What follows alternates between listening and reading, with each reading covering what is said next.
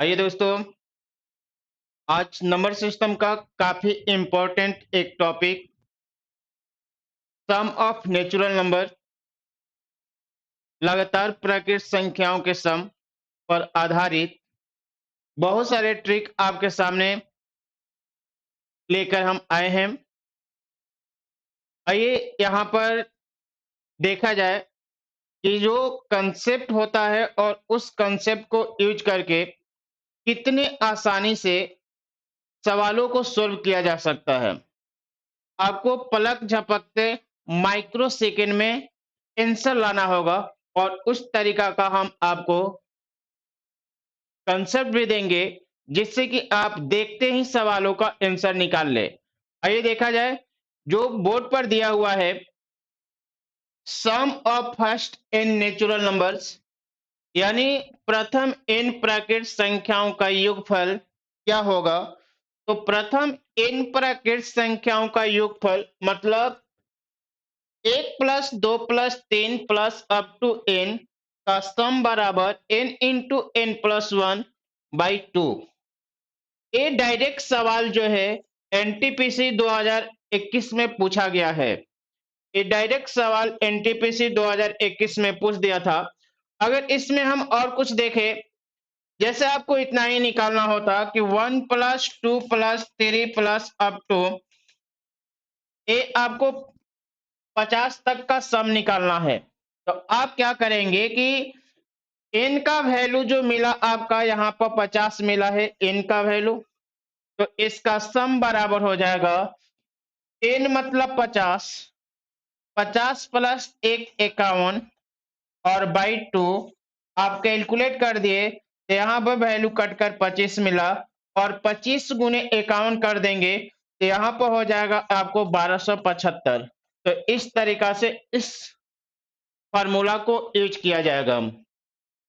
एक नंबर सवाल पर हम बढ़ते हैं। इस तरह से कोई भी सवाल दिया रहेगा तो जो वैल्यू उसको है, यहाँ पर 50 दिया है तो 50 इंटू 50 प्लस 1/2 बराबर हो जाएगा, आपको जो सोल्व करने पर आएगा वो वैल्यू ले लेंगे।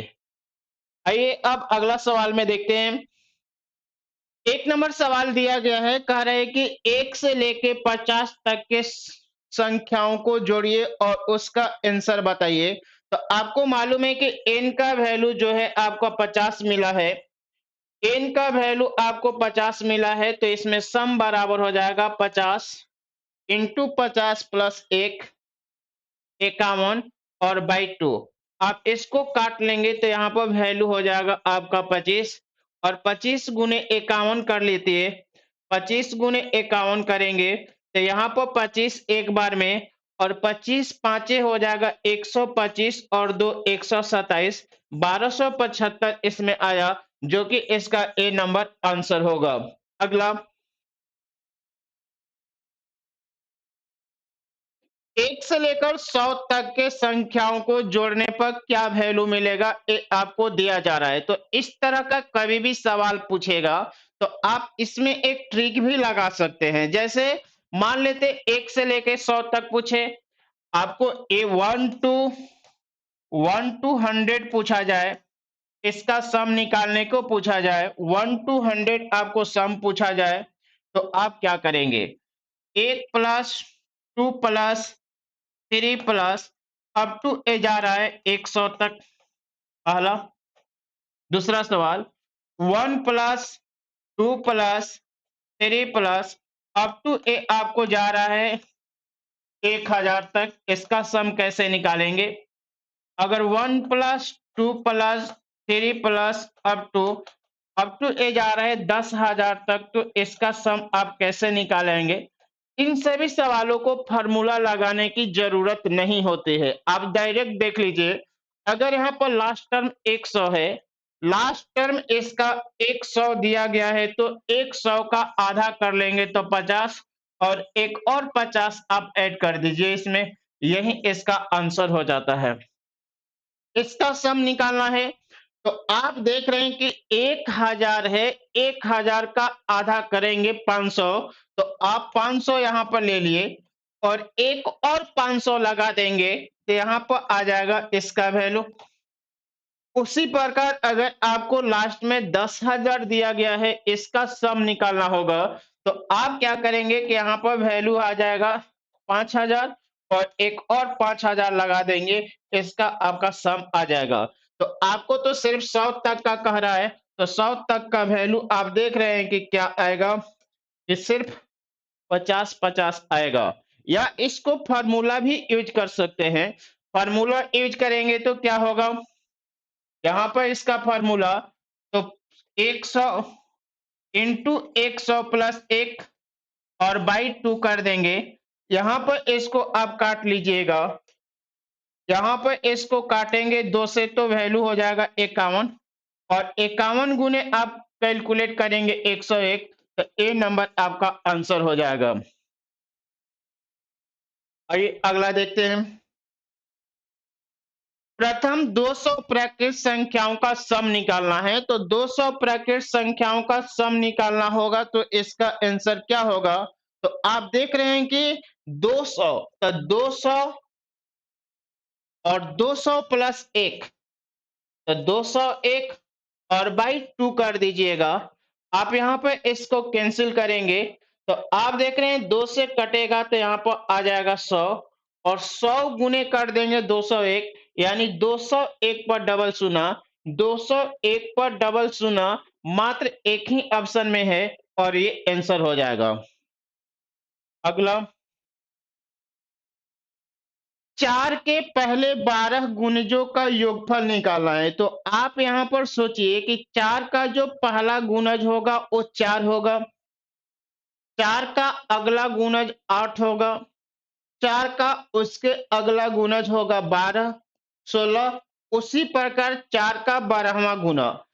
अगर 4 का पहला गुणज लेते हैं तो 4 गुने 1, 4 का दूसरा गुणज 4 गुने 2, तो क्या आप सभी में 4 का कॉमन ले ले क्या? 4 अगर कॉमन ले लेंगे तो 1 प्लस 2 प्लस 3 अप टू आपको कह रहा है कि 12 गुणज तक का है, तो 12 तक लिख लिए। 12 गुणज है तो आप 12 तक लिख लिए। अब यहां से तो आपको मालूम है कि इसका सम निकालना आसान है। क्यों?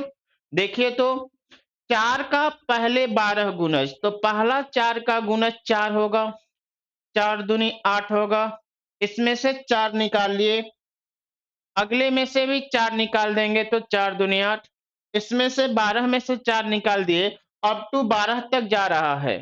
अब यहाँ पर आपको क्या करना है कि इसका सम निकालना है, तो 4 इंटू, अब तो लगातार प्राकृत संख्याओं का सम हो गया 12 तक का, तो 12 तक का सम निकालना है, तो आप कहेंगे कि 12 एक 13 और बाई 2, आप काट लीजिए इसको 2 से काट लेंगे 2, तो ए वैल्यू आ जाएगा 12 दूनी का 24 और इंटू हो जाएगा 13, 24 गुने 13 करेंगे, 13 चौके 72, ऑप्शन एक ही में दिया है यूनिट डिजिट 2, यूनिट डिजिट 2 वाले ऑप्शन एक ही है, इसका आंसर आ जाएगा 312।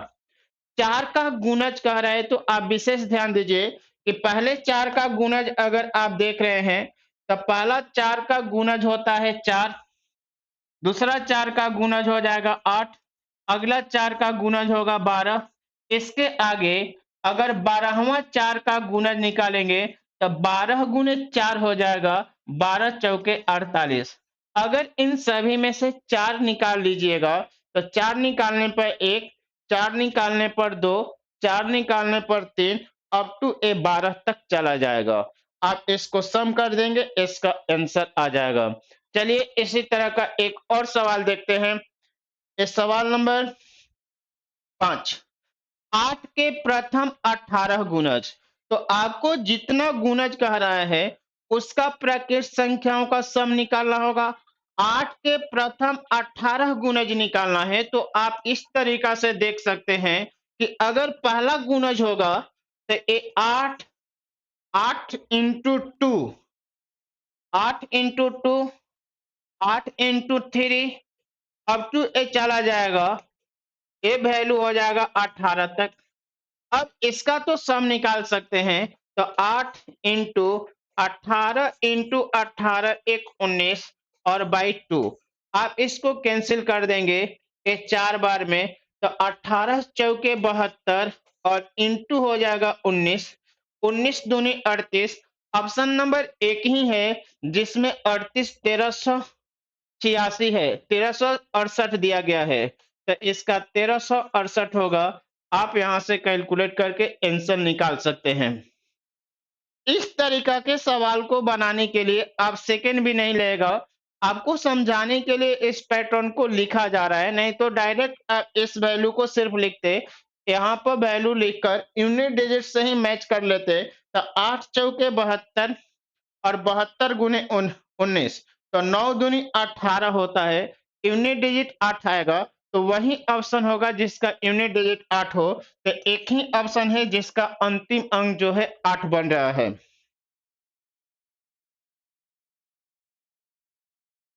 आइए देखिए, तो इस तरह का कभी भी सवाल दिया रहेगा तो इसको आप दो तरीका से बनाते हैं। एक तो आप समानांतर सीरीज से बनाते हैं और दूसरा आप नेचुरल नंबर के सम के द्वारा बनाते हैं। तो हम यहाँ पर आपको लगातार प्राकृत संख्याओं के सम वाले फॉर्मूला पर समझा देते हैं।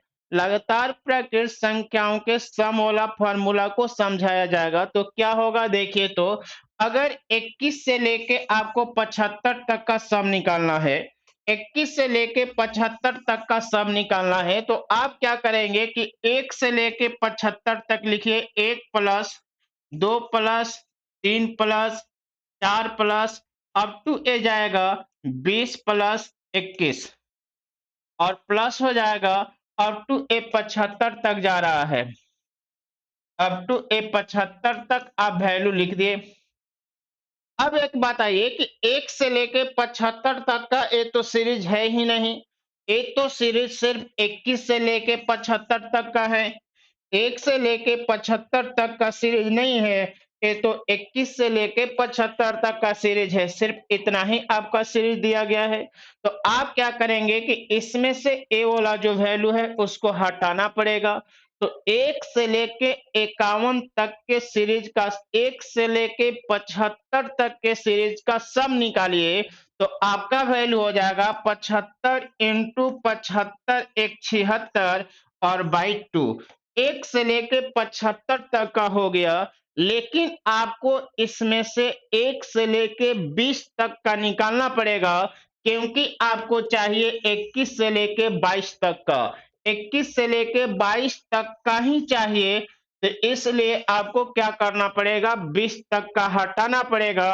तो 20 तक का सम हटा लिए, 20 गुने 21, 20 एक 21 बाई 2। तो आप देख रहे हैं कि यहाँ पर वैल्यू कट करेंगे, यहाँ पर वैल्यू कट कर दिए तो हो जाएगा 38 दूनी 76।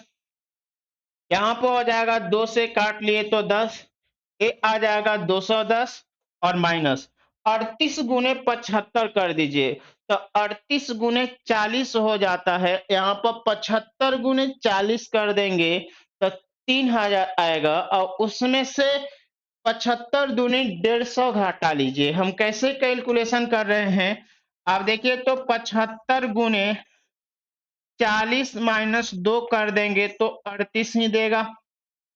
75 गुने 40 कर देंगे तो ये 3000 आ जाएगा, और इसमें से 75 दूनी 150 घटा लेंगे तो 2850 वैल्यू मिल जाएगा। तो यहाँ पर वैल्यू आपको 2850 मिल गया, 2850। और माइनस में आपका जो आया है वो माइनस में आया हुआ है कितना, 210। तो अब इसका वैल्यू हो जाएगा, 28 में से 2 घटाएंगे 2600, और 50 में से 10 घटा देंगे तो 2640 हो जाएगा। इसका आंसर आ गया 2640। ऑप्शन नंबर आपको ए में दिया गया है 2640। अब इस तरीका के और काफी सवाल पूछे जाते हैं जो कि आप समानांतर सीरीज के सम से भी बना सकते हैं, लेकिन हम चूंकि यहाँ पर करा रहे हैं आपको नेचुरल नंबर के सम, इसलिए इसको नेचुरल नंबर पर कैलकुलेट कर दिए। आइए इसके आगे देखते हैं। यहाँ पर जो सम दिया है, इस तरीका के कभी भी जब सीरीज आपको दिया गया है, जैसे इस पैटर्न को आप रीड कीजिए, आप देख रहे हैं कि 1 से लेकर 29 तक गया, फिर 30 आया, 31 आया, और 31 के बाद फिर घटते क्रम में चला गया है। आप देख रहे हैं कि 31 के बाद एक घटते क्रम में चला गया है, तो आपको इस बात को सोचना होगा कि इस सीरीज का सम जब निकालना है, इस सीरीज का सम जब निकालना है, तो आप डायरेक्ट क्या करेंगे कि जो भी बीच वाली संख्या है, जो भी बीच वाली संख्या है उसको स्क्वायर कर दीजिएगा, इसका सम आएगा। तो आप क्या करेंगे कि बीच वाला संख्या 31 है, 31 का स्क्वायर कर दीजिए, तो 31 का स्क्वायर बराबर हो जाएगा 961 और यही इसका आंसर आ जाएगा। 961 ही इसका आंसर होगा। ऑप्शन नंबर सी में है। ये एनटीपीसी 2021 में पूछा गया है। ऐसे जितने भी सवाल हैं वो किसी न किसी कंपटीशन में पूछा ही गया है। यहाँ पर सभी सवाल जो है वो प्रीवियस ईयर है और बहुत ज्यादा पुराना प्रीवियस ईयर नहीं है। जैसे पिछले 3 साल में 18, 19, 20 और 21 में जितने एग्जाम हुए हैं उन्हीं सभी सवालों का कलेक्शन करके हम आपको बता रहे हैं कि ऐसा नहीं कि 15-20 साल पुराने सवाल हो। ये लेटेस्ट पैटर्न पर आधारित सवाल है और इसी तरह के आगे आने वाले एग्जाम में सवाल पूछे जाएंगे। आइए देखते हैं अगला सवाल क्या कहता है। इसमें भी सेम वही फॉर्मेट कह रहे हैं कि आपको 1 से लेके 49 तक में आपको गया है। 1 से लेके 49 तक गया हुआ है। 1 से लेके 49 तक गया हुआ है। 1 से लेकर 49 तक है और इसके बाद आप देख रहे हैं कि यहाँ पर वैल्यू घट रहा है। जब भी बीच वाला होगा यही इसका आंसर हो जाएगा। तो बीच वाला का स्क्वायर 50 का स्क्वायर कर देंगे तो ये 2500 आएगा और इसका आंसर हो जाएगा 2500। आंसर होगा ऑप्शन नंबर ए। कोई भी इस पैटर्न पर सवाल दे, आप डायरेक्ट इसका आंसर निकाल सकते हैं। अगर इस तरीके से हम सवाल एक और लिख दे तो 1 plus 2 plus 3 plus up to इसको लिख देते हैं कि ए जाता है 105 तक और प्लस 105 के बाद दिया हुआ है 104। यहां भी 104 था। अब इसका वैल्यू जो आपको निकालना होगा 5 के बाद दिया गया है। अगर इस देख रहे हैं कि यहाँ पर दिया हुआ है 104 प्लस इस तरीका से दिया है और ए वाला जो दिया हुआ है 3 प्लस 2 प्लस 1 तक, तो इसका सम निकालना होगा। तो इसका सम निकालने का डायरेक्ट वही तरीका है कि बीच वाले का स्क्वायर कर दे। तो बीच वाले का स्क्वायर कर दे तो इसका स्क्वायर 25 और इंटू हो जाएगा 110। तो ये आ जाएगा 11,025 इसका आंसर हो जाएगा। इस तरह के काफी हमेशा सवाल पूछे जाते हैं और एक काफी फेमस पैटर्न है। ये आसान भी सवाल होता है। इन सभी सवालों को आपको परीक्षा में कभी मिलता है तो आप देखते ही आंसर कर देना ही अच्छा होता है। ये नहीं कि इसमें आप समय गुजार रहे हैं। अगर आप इस कंसेप्ट को नहीं पढ़े हैं तो मुश्किल हो जाएगा इस सवाल को सोल्व करना और जो भी है आपको समय बर्बाद होने लगेगा। तो आप इस तरह का कंटिन्यू जो मेरा कंटेंट आ रहा है उस कंटेंट को हमेशा पढ़ते रहिए। आप देखिए इसमें और अगला जो सवाल क्या है, कह रहे कि यदि 10 विभिन्न धनात्मक पूर्णांकों का योग 100 है, 10 गो 10 गो अलग अलग संख्याओं का योगफल दिया गया है 100।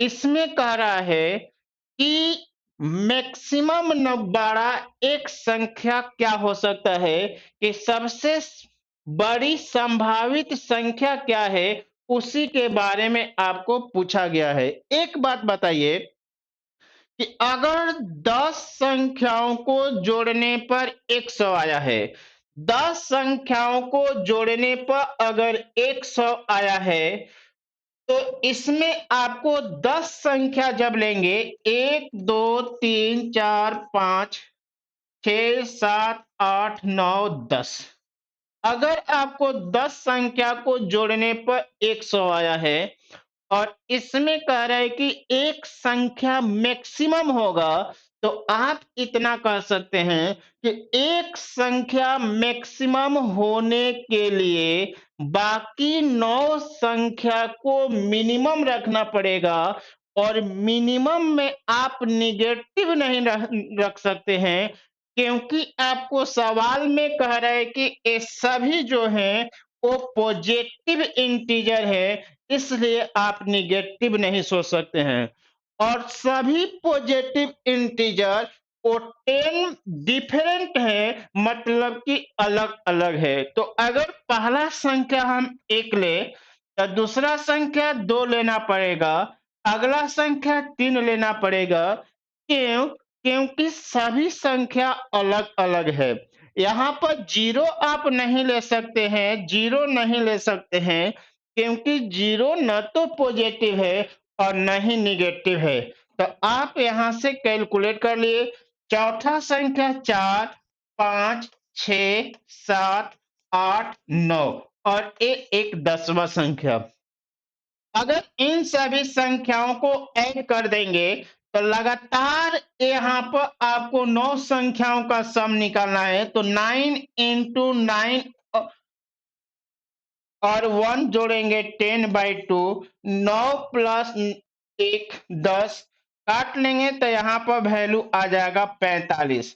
अब बताइए कि अगर इन 9 संख्याओं का वैल्यू जो मिला हुआ है, इन 9 संख्याओं का वैल्यू जब 45 मिल गया है, यहां से इसको जोड़ने पर 45 मिला, तो एक 10वां संख्या क्या ले जिससे कि सम आपका 100 बन जाए।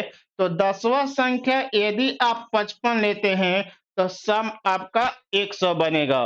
तो आप कह सकते हैं कि सबसे बड़ी संभावित संख्या जो है वो 55 ही होगा, जो कि आंसर नंबर सी में दिया गया है। सबसे बड़ी संभावित संख्या 55 होगा, ऑप्शन नंबर सी में दिया गया है। यहाँ पर जो 45 आया है, इसी का सम निकाल लिए हैं। तो यहाँ पर 9 इंटू 9 एक 10 और बाई आपको करने से 9 इंटू 9 एक 10 और बाई 2 करने से 45 मिला हुआ है। ये आपका काफी अच्छा सवाल पूछा है। सीजीएल मेंस 2017 का सवाल है। इसको फिर से देख लीजिएगा कि 1 से लेके 9 तक का डिफरेंस नंबर लिए, 10वां संख्या सबसे बड़ी संख्या हो गया, इन सभी का सम 100 है। तो इससे यहाँ पर 45, यहाँ पर 55 आना चाहिए। 45 आ गया, 100 में से 45 हो गया तो ये 55 रहा होगा, इसलिए आंसर आपका 55 हो गया है। 10 नंबर जो सवाल है ये भी आपको इसी पैटर्न पर आधारित सवाल है। आप देख रहे हैं कि यहाँ पर जो सवाल दिया गया है कि कह रहे हैं कि n टर्म के पदों का योगफल निकालना है। यहाँ पर n टर्म के पदों का योगफल निकालना है, n तक के पदों का योगफल। तो इसको देखिए, इस तरीके के सवाल को सोल्व करने के लिए आपको हमेशा ट्रिक लगाने की जरूरत होती है। कभी भी इन टर्म का जब सीरीज निकालना होगा तो आप उसमें से एक या दो टर्म का ही सम निकालिए और ऑप्शन से वेरीफाई करा लीजिए। अगर हम एक टर्म का ही सम निकालते तो यहाँ पर एक टर्म का सम n बराबर, एक टर्म का सम एक बराबर 1 रखते, तो यहाँ पर 1 रखने से आप देख रहे हैं कि एक टर्म का सम जो मिलेगा वो 1 माइनस 1/1 मतलब कि 0। एक टर्म का सम ही निकालेंगे तो आपका वैल्यू 0 मिलेगा। तो एक टर्म का सम अगर 0 है तो n का वैल्यू ऑप्शन में 1 रखने पर जहां 0 बनेगा वही आपका आंसर होगा। अगर यहाँ पर 1 रखते हैं तो आपका वैल्यू 1/2 हो जाएगा। 1 रख n का वैल्यू 1 रखने से 1/2 होगा, यहाँ पर आंसर सही नहीं है। n का वैल्यू 1 रखने पर 2 माइनस 1 करेंगे तो 1 आएगा, ये भी सही नहीं है। यहाँ पर आपको n का वैल्यू अगर 1 रखते हैं तो ये 0 आ जाएगा, जो कि ये भी जीरो नहीं, यहाँ पर इन्फिनेटिव हो जाएगा। 1/0 बन रहा है जो कि इनडेफिनाइट हो जाता है। और यहाँ पर जब वैल्यू रखते हैं 1 - 1/2 यानी कि 0/2 और इसका वैल्यू होता है 0, तो ऑप्शन डी में ही इसका आंसर है। फिर से इसको समझिए, इस तरीका के कभी भी सम निकालना होता है तो आप टोटल टर्म को नहीं जोड़ते हैं, सिर्फ 1 या 2 टर्म को ही जोड़कर 1 या 2 टर्म का ही सम निकालकर और ऑप्शन से वेरीफाई करा देना है। तो आप एक टर्म में अगर सम निकालते हैं तो n का वैल्यू 1 ले लिए, n का वैल्यू अगर 1 ले लिया गया तो n का वैल्यू 1 रखने पर 1 - 1/1 मतलब कि 0 आ गया। जब n का वैल्यू रखने पर 0 आया है एक टर्म का सम, तो ऑप्शन में भी आप चेक कीजिए, जहां n का वैल्यू 1 रखने पर 0 आएगा वही आंसर होगा। ऑप्शन आपको डी में 1 का वैल्यू 0 आ रहा है, इसलिए ये आंसर हो जाएगा। आइए इस पैटर्न पे 2021 में एनटीपीसी में पूछा हुआ सवाल है। इसी पैटर्न पर आधारित एक सीजीएल मेंस में सवाल पूछा गया था, उस सवाल को देख रहे हैं। आइए देखिए, आप देखिए तो इस सीजीएल मेंस में पूछा हुआ सवाल है सेम पैटर्न पे। तो इसमें आपको क्या सोचना है कि अगर इस सीरीज का सम निकालना है अप टू इतना सीरीज का, तो आप एन सीरीज का सम न निकालकर सिर्फ और सिर्फ एक या दो टर्म का ही सम निकालेंगे, एक या दो टर्म का ही सम निकालेंगे और ऑप्शन से वेरीफाई करेंगे। अगर हम n बराबर 1 रखते हैं, अगर हम n बराबर 1 रखें, n बराबर 1 रखें, तो आप दिख रहा है कि n का वैल्यू अगर 1 रखिएगा तो यहाँ पर जो वैल्यू मिलेगा 1 - 1 और 1 + 1, कहने का मतलब 1 - 1/2 और कहने का मतलब कि 1/2। एक टर्म का जो सम आया है वो 1/2 आया है, एक टर्म का सम 1/2 आ गया, तो ऑप्शन में एक रखने पर जिसका वैल्यू देगा 1/2 वही ऑप्शन सही होगा। तो ऑप्शन देखिए तो यहाँ पर एक रखेंगे तो 1 दे देगा, आंसर नहीं होगा। अगर यहाँ पर एक रखेंगे तो 1/2 आएगा, यही आंसर हो सकता है। यहाँ पर एक रखने पर 2 आ जाएगा, ये भी नहीं होगा। यहाँ पर आपका वैल्यू एक रखने पर 1 आ जाएगा, ये भी नहीं होगा। तो n का वैल्यू 1 रखने पर सिर्फ एक ही ऑप्शन संतुष्ट किया और यही इसका आंसर हो जाएगा। इस तरीका का सीजीएल मेंस में सवाल पूछा गया है। आप इस तरीके के बेहतरीन कंसेप्ट को सीखने के लिए आप मैथ का चैनल मैथुर सर मैथ को अवश्य फॉलो करें।